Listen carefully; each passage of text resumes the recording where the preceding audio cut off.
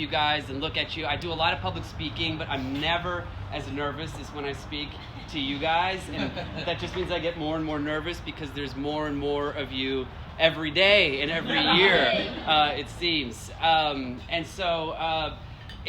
Every year, some of you have been around for a few of them. This is my 10th opportunity to stand before you as the executive director at this time.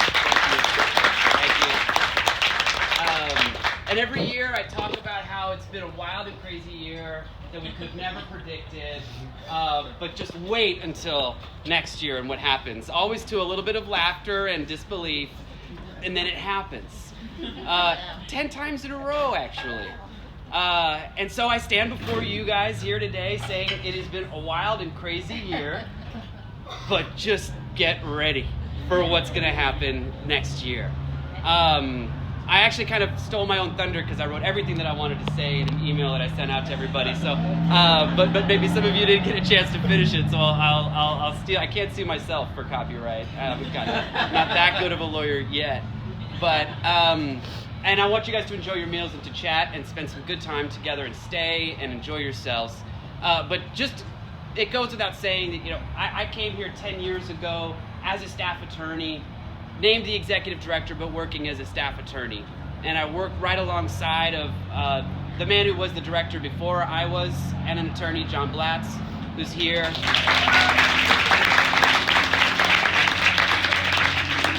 And we all worked then, as we do now, for Nellie, who is also here.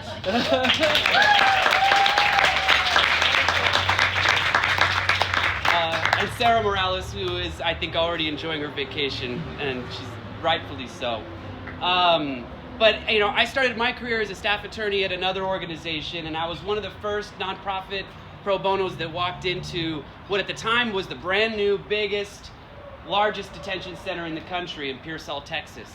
And I knew really quickly two things. One was that we were outnumbered, and that we were going to have to build up and scale up if we were going to even begin to meet this challenge that I saw, that others saw, that so many people didn't see.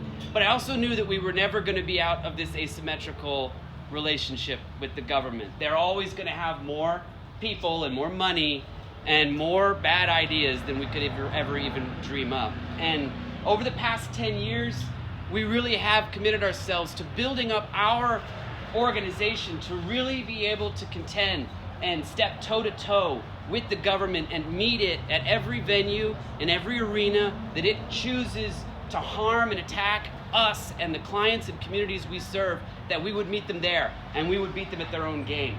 And I can just say, having been in Tornillo and El Paso just last week and watching a couple magnificent attorneys from our Dallas office literally run that courtroom.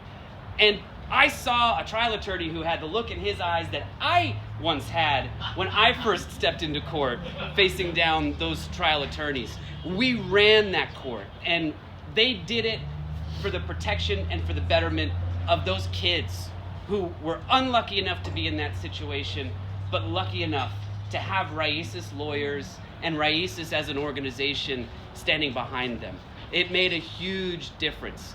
Who they are, what they did, who we are, and what we are doing. This is the scaling up and the meeting them wherever they want to pitch a fight.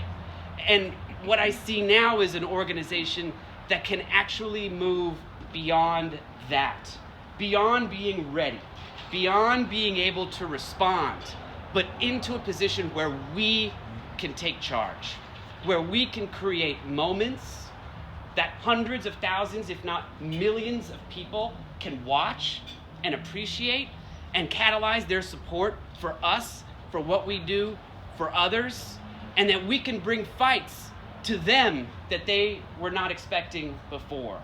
In the last 2 weeks, we've sued the administration twice.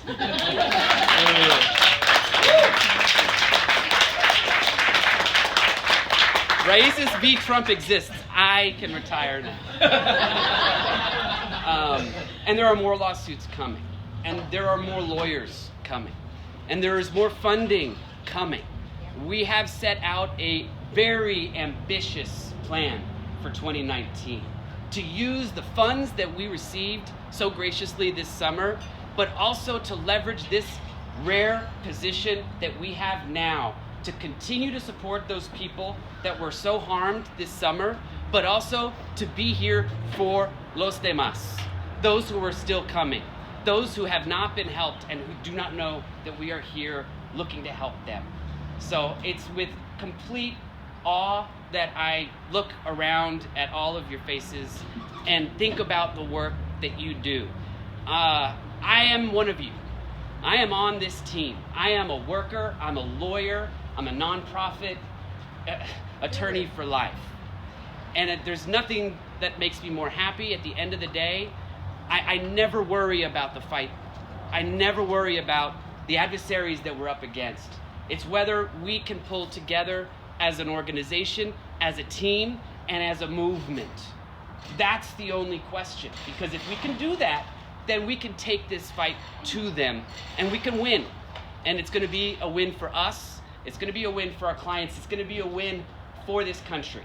And there's no group of people that I'd rather be fighting this fight with than you. So thank you. Enjoy your holidays. Spend time with your families.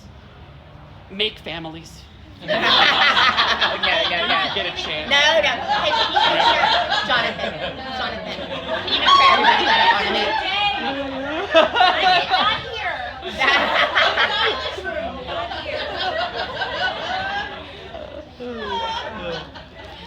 At the end of the day and at the end of the year, at the end of a decade, you guys are my family.